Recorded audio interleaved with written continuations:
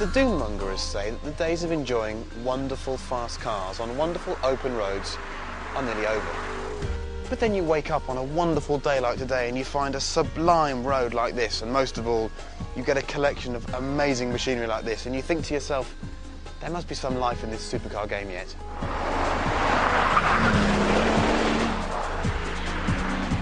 Okay, a brief introduction to the little collection of cars we have for you today. The Bugatti Veyron. 987 horsepower, £837,000, need we say any more? The Audi R8. Engine by RS4, body by someone a bit handy with modelling clay. Pretty, isn't it? The Porsche 997 GT3 RS. 1,350 kilograms, 415 horsepower, very orange, and this one's so light it doesn't even have air conditioning. The Lamborghini Gallardo Superleggera, an orgy of carbon fibre bits. Look at that wing mirror. But someone seems to have taken the baffles out of the exhaust because you can hear it about 400 miles away. And the Aston Martin DB9 Sport Pack. British, V12, very pretty.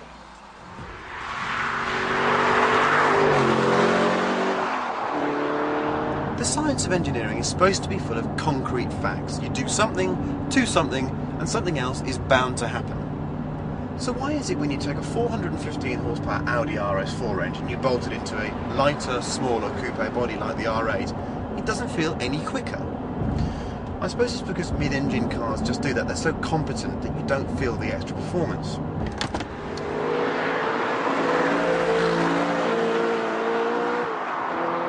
The R8 is a very special piece of kit. It has an exceptional ride. The engine feels just as special here. It revs like a complete nutcase, but it has great mechanical refinement and it sounds fantastic. One word of warning for all current 997 owners as well. Don't come looking at the interior of this car because you will die of jealousy.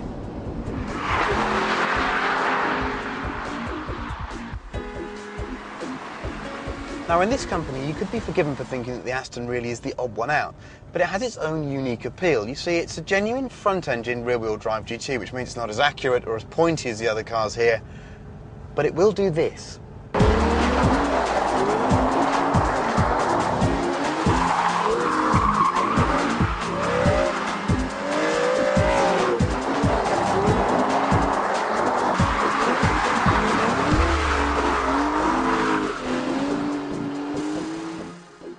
It's an incredibly controllable car, you see. You can drive it on the throttle. In the wet, it's an absolute hoot.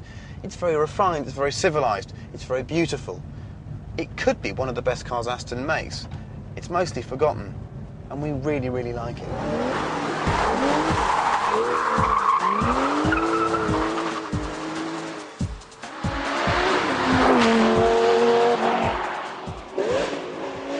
Now, as some of you will have noticed, there are some strong family connections within this group.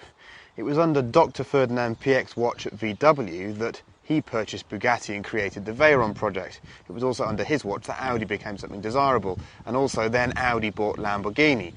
But the two cars here within the Volkswagen group that seem to offer the most similarities visually are the R8 and the Gallardo. However, I'm assured that the only commonalities between the two are transmissions and electrical systems. But it does seem a coincidence that they cover such a similar space on the road, and when you sit in them they feel such similar driving positions, as if they've got the same seating position and the same steering column. Even the steering wheel looks very similar. In fact, I think it is the same thing. But other than that, the cars are quite different. This Superleggera Gallardo is a curious mix, actually. The engine sounds fantastic because it's got straight-through exhausts on it. The paddle shift isn't quite so clever, but I find myself questioning the need to have this car over a standard Gallardo. It doesn't seem to feel that much faster. It makes a bit more noise. I think the alloy wheels are questionable as well. I'm not quite sure about all the carbon. In fact, I'd just have a standard Gallardo.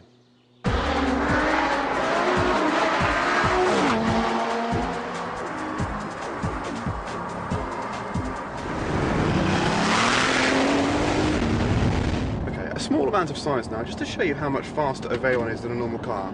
I'm in an Audi R8, a conventionally fast car, 415 horsepower, 1,500 kilograms or so, and we're about to show you how much quicker a Veyron is. Here we go. To my left there is a Veyron with Steve Sutcliffe and Jamie Costerfield. Here we go.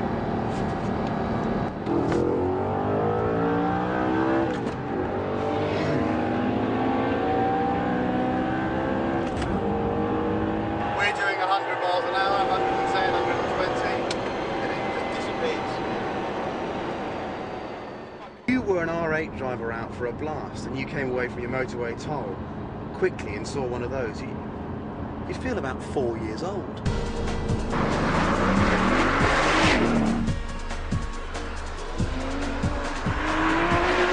Relative to every other RS model Porsche's ever made, the new GT3 RS 997 is an incredibly refined car. The ride comfort's exceptional, it's almost as good as a regular Carrera, but it's still, as you can hear, quite a noisy old girl.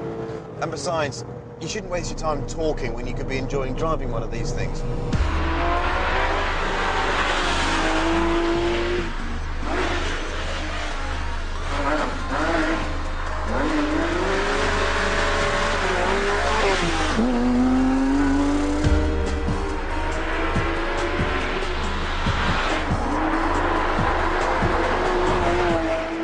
The 911's always been a complicated kind of soul, and this GT3 RS model's no different. You see, on the one hand, it's one of the most focused cars here. It's got cut tyres, a roll cage, bucket seats.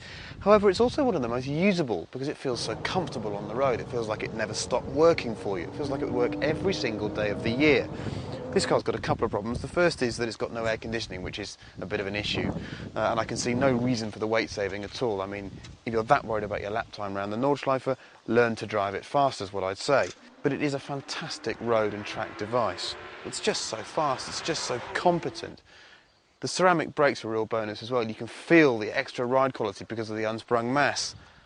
No, it's a fantastic car, the GT3 RS, a truly fantastic car.